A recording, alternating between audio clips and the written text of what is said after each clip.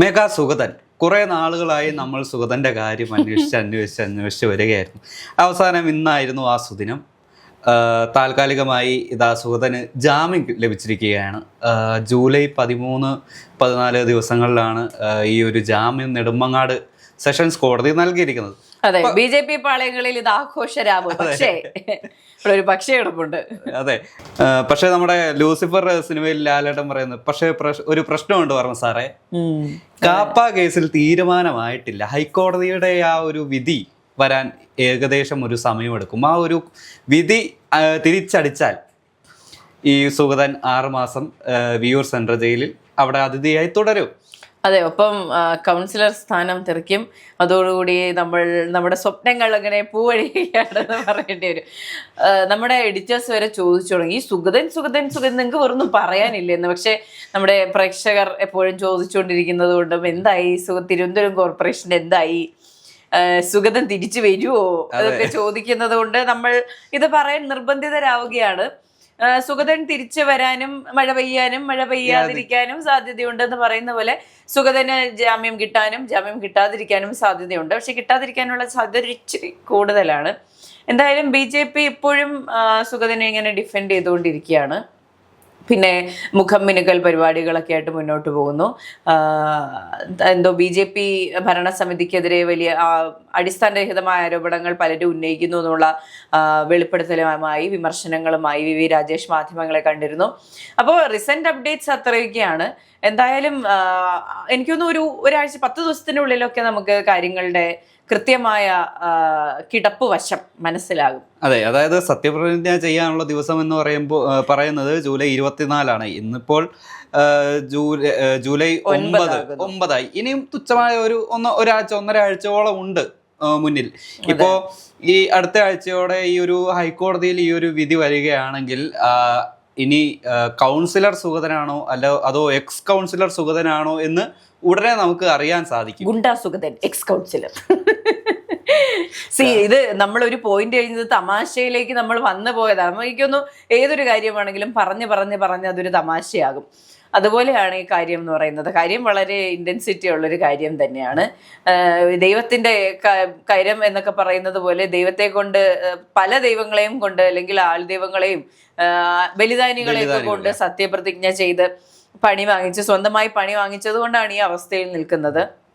എന്തായാലും ഇത്രയും ക്രമസമാധാന പ്രശ്നമുള്ള അല്ലെങ്കിൽ കാപ്പ കേസൊക്കെ ചുമത്തപ്പെട്ട ഒരു വ്യക്തി തിരിച്ചു വരരുത് എന്നുള്ളത് തന്നെയാണ് ഇതിനകത്തുള്ള സ്റ്റാൻഡ് എന്ന് പറയുന്നത്. തിരുവനന്തപുരം സ്വദേശി എന്ന നിലയ്ക്ക് ഞാൻ ഒരു ചോദ്യം ചോദിക്കുകയാണ്. ഒരു തിരുവനന്തപുരം കോർപ്പറേഷനിൽ കീഴെ വരുന്നതാണല്ലോ. ഇപ്പോൾ ഇതുപോലെ ഒരു കാപ്പ കേസ് പ്രതി ഈ ഒരു കൗൺസിലറായിരിക്കുന്ന ഭരണസമിതിക്ക് കീഴിൽ കഴിയുന്ന ഒരു പൗരൻ എന്ന നിലയ്ക്ക് എന്താണ് പേഴ്സണലായിട്ട് മേഘയ്ക്ക് തോന്നുന്നത്? അദ്ദേഹം ശരിക്കും ഈ സ്ഥാനത്ത് നിന്ന് മാറ്റി നിർത്തപ്പെടേണ്ട ഒരാളാണ്. ഞാൻ ഈ കോർപ്പറേഷൻ പരിധിയിലല്ല എൻ്റെ വീട്, എന്നാൽ തന്നെയും നമ്മൾ ഇടപഴകുന്ന പലരും ഈ പറഞ്ഞ കോർപ്പറേഷൻ്റെ കീഴിലുണ്ട്. ഞാനിവിടെ താമസിച്ചിട്ടുണ്ട്. അപ്പോൾ എനിക്ക് തോന്നുന്നു ഈ സുഗതനെ ജയിപ്പിച്ചു വിട്ട വാർഡുകാരെല്ലാരും തലയിൽ കൈവച്ച് കരഞ്ഞുകൊണ്ടിരിക്കുകയാണ്. എന്നാലും എനിക്ക് അബദ്ധം പറ്റിയല്ലോ എൻ്റെ ദൈവമേ എന്നൊക്കെ. അതല്ല, അദ്ദേഹത്തെ വീണ്ടും കൗൺസിലർ ആക്കണമെന്ന് ആഗ്രഹിക്കുന്നവരുണ്ടെങ്കിൽ പിന്നെ പറഞ്ഞിട്ട് കാര്യമില്ല എന്നുള്ളത് മാത്രമേ പറയാനുള്ളൂ.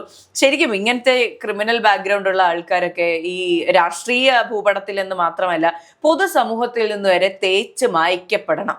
ഇവരാരും ഈ പറയുന്ന ഇതിനൊന്നും യോഗ്യരല്ല, യോഗ്യതയില്ലാത്തവരാണ്. അതുകൊണ്ടാണ് ഇവരെ മാറ്റി നിർത്തണം എന്ന് പറയുന്നത്. അല്ലെങ്കിൽ ഒന്ന് ആലോചിച്ച് നോക്കൂ, നാളെ ഒരു കള്ളനോ കൊള്ളക്കാരനോ കൊലപാതകിക്കോ നമ്മുടെ പ്രധാനമന്ത്രി ആയിരിക്കാൻ പറ്റുമോ? ഇല്ല.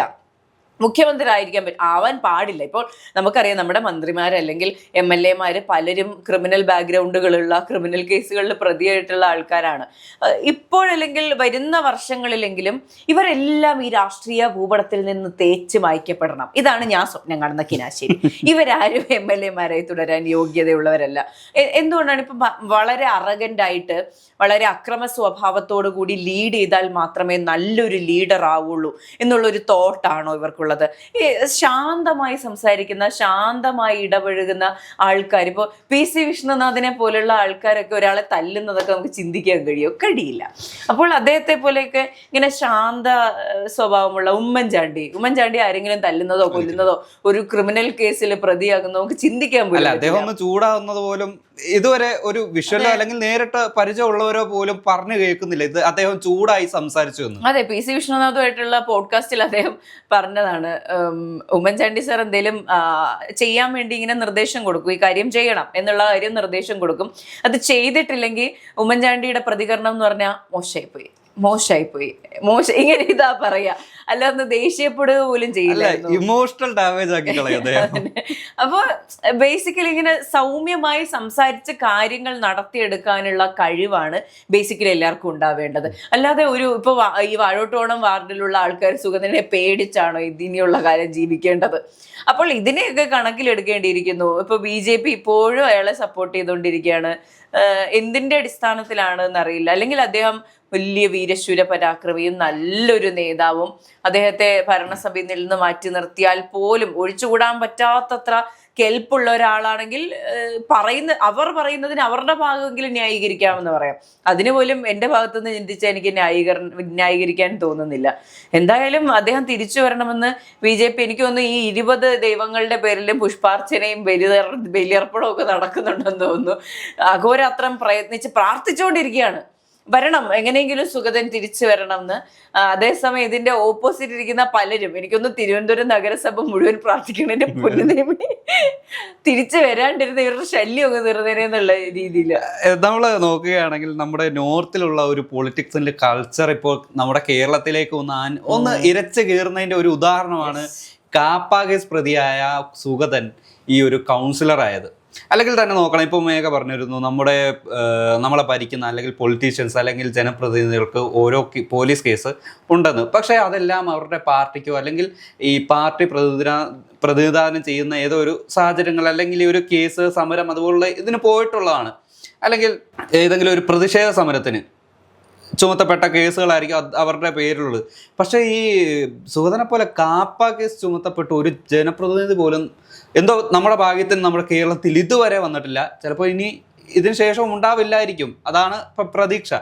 പിന്നെ കൂടെ ഇത് പറയുന്നുണ്ടായിരുന്നു നമ്മുടെ ശിവൻകുട്ടിയോട് VV രാജേഷ് പറയുന്നുണ്ടായിരുന്നു, നിങ്ങൾ വാഴോട്ട് കോണത്ത് പൊതുജനങ്ങളുടെ അടുത്തേക്ക് വാ, ഞങ്ങൾ കാണിച്ചു തരാം ആരെയാണ് ഭയന്നിരുന്നതെന്ന് ഞങ്ങൾ കാണിച്ചു തരാം എന്ന് പറഞ്ഞ് മറ്റേ സുഗതന്റെ സൽഗുണങ്ങളെല്ലാം അറിഞ്ഞ അല്ലെ ഞങ്ങൾക്ക് വേണ്ടി സംസാരിക്കാൻ നിങ്ങളെ ഉള്ളൂ എന്ന് തെരഞ്ഞെടുത്ത ഒരാളാണ് സുഗതൻ എന്നാണ് VV രാജേഷ് അദ്ദേഹത്തെ പൊക്കി പറയുന്നത്. അതെ, ഇപ്പൊ വാഴോട്ടോണം വാർഡിൽ പോയി ചോദിച്ചാൽ അറിയാം, ഒരു കയ്യബദ്ധം പറ്റിപ്പോയി, ക്ഷമിക്കണം എന്നായിരിക്കും പറയാൻ പോകുന്നത്.